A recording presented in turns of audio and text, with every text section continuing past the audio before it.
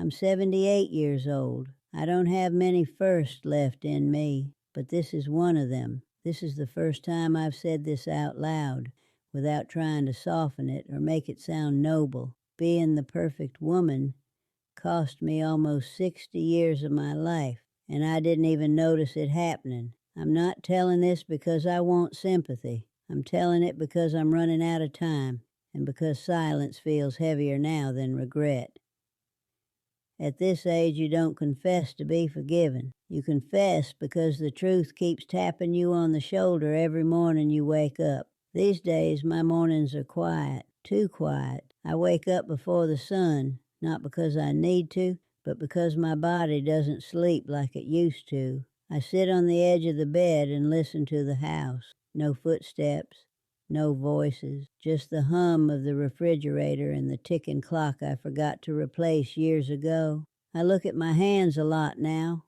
They're thin, spotted, slower than they once were. These hands folded laundry for decades, cooked thousands of meals, wrote thank you notes, held babies, signed permission slips, and wiped tears that weren't mine. They did everything they were supposed to do, everything, and somehow they never held on to me. When people talk about mistakes, they usually mean big, obvious ones, affairs, addictions, running away.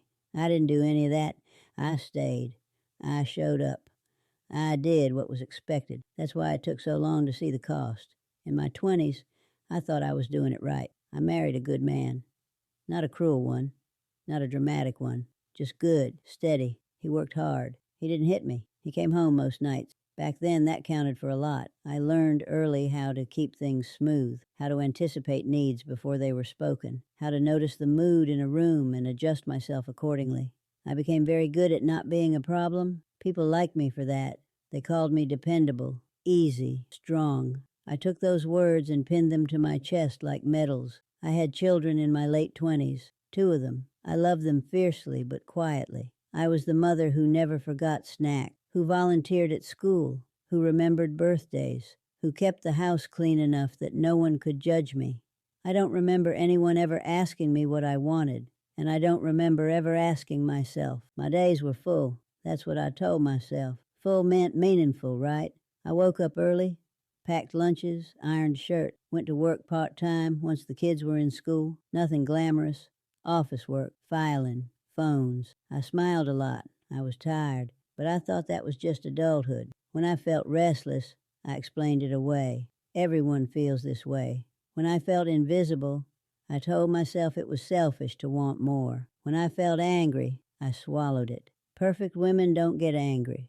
They get things done. There were moments, small ones, when something inside me knocked. Standing at the sink, watching the window. Sitting in the car after errands, engine off, radio silent. Feeling a heaviness I couldn't name. I always assumed there would be time later.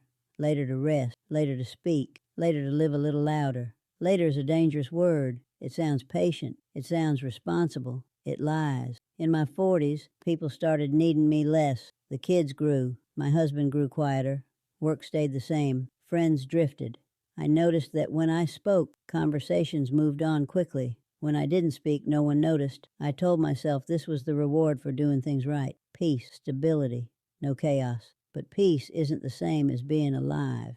I can remember specific evenings, making dinner, setting the table, waiting for everyone to sit, watching the meat, cleaning up afterward while laughter carried in from another room. I told myself I liked it that way, that I preferred the background. What I really did was disappear politely. The cost didn't come all at once. It came in pennies, missed conversations because I didn't want to rock the boat, dreams deferred because they felt impractical, opinions withheld because they might inconvenience someone.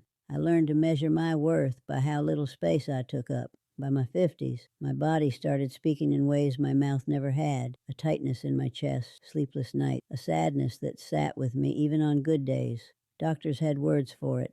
I nodded and took the prescriptions. I never told them the real ache was that I didn't recognize myself. My husband got sick when I was 62. Nothing dramatic at first, just slower step, doctor visits, pills lined up on the counter. I took care of him the way I had taken care of everyone else, efficiently, quietly, completely. He died 3 years later on a Tuesday afternoon. I was holding his hand. I remember thinking how strange it was that after decades of sharing a house, this was the most present we had ever been with each other. After the funeral, people told me how lucky I was. A good marriage, a devoted wife, no scandals, no regrets. I nodded. I smiled. I accepted the compliments. Then I went home to an empty house and realized I had no idea who I was without someone to serve. That was the turning point, though I didn't know it then. Loss has a way of pulling the curtain back without asking permission. For the first time in my life, there was no role waiting for me in the morning. No one needed breakfast. No one needed reminders. No one needed me to be perfect. And instead of feeling free, I felt terrified. I tried filling the time, volunteering, church committees, helping neighbors. Old habits die hard. I was still useful, still praised, still exhausted. But the silence kept coming back. One night, I found an old box in the closet, journals I barely remembered writing, notes from my 30s, little scraps of thoughts I never finished, things I wanted to learn, places I wanted to see, anger I never expressed. I sat on the floor and cried in a way I never had before. Not loudly, not dramatically, just steady tears for the woman who kept waiting for permission that never came. That's when the truth settled in. I hadn't been robbed. I had participated. I chose being perfect over being real because it felt safer, because approval felt like love, because I thought disappearing was the same as being needed. What can't be fixed now is time. I can't go back and speak up in my marriage. I can't raise my children again with more honesty instead of endless patience. I can't build a life that centers me instead of everyone else. Some doors don't reopen, no matter how gently you knock. My children visit when they can. They're good people, busy people. They know me as their mother, not as a woman with unfinished sentences. They love me, but they don't really see me. That's not their fault. I trained everyone to look past me. At this age, you start noticing how little of you will remain. A few photos, some recipes, maybe a story or two. I used to think being remembered well meant being remembered kindly. Now, I wish I'd been remembered honestly. I don't hate my life. That's important to say. There was love in it. There was laughter. There were moments of real connection. But there was also a quiet erasing that no one warned me about. If you're listening to this, I don't know your age. I don't know your situation. I'm not here to tell you what to do. I wouldn't dare. I only know what I wish I had known. Being perfect is a full-time job that doesn't pay you back. It promises safety and delivers absence. It keeps the peace and steals the voice. It earns praise and costs years. I wish I had understood that wanting more didn't make me ungrateful, that speaking didn't make me difficult, that taking up space didn't make me less loving. If this sounds familiar to you, sit with it. That's all. Sit with it before decades pass quietly like they did for me.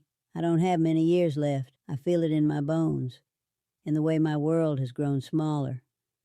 I try now, in small ways, to be honest, to say no, to say what I feel before it hardens into silence. It doesn't undo the past, but it lets me breathe a little easier in the present. If this meant something to you, you don't have to do anything about it right away. Just don't forget it. Time is very good at convincing you there will be more of it later. I'm 78 years old. This is the truth I carried quietly for most of my life. I hope you don't have to wait as long as I did to tell yours.